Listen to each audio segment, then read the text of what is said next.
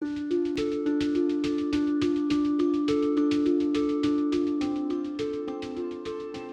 it comes to El Paso County's future, it's hard to say what lies ahead.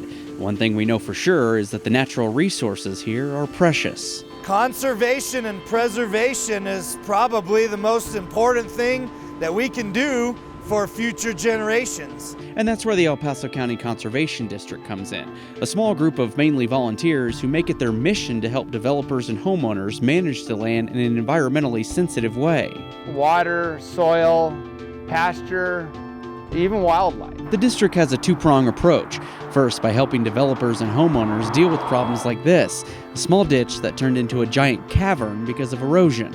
Fixing this would be extremely expensive, especially for a single homeowner, but the Conservation District has connections to help people out. We have all kinds of people at our disposal for advice and help and what the landowner needs. But they often make their biggest impact through education.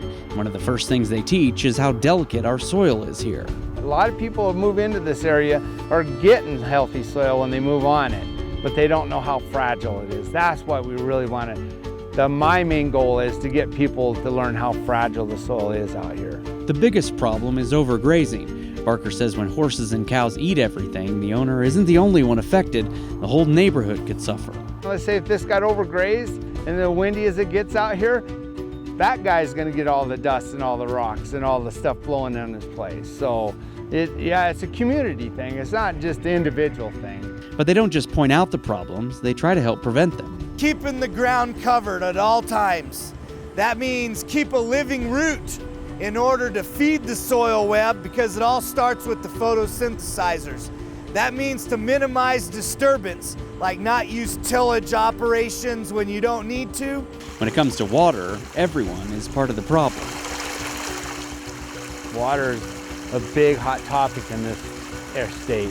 And less water we have to use from our water sources, our municipality, water is just that much better for us in the long run. Which is why they encourage people to use rain barrels, something that just recently became legal here in Colorado. Barker says watering your lawn and garden from a rain barrel takes stress off of our lakes and aquifers, and that's just one of the benefits. To help just cut down on water bills and save a little.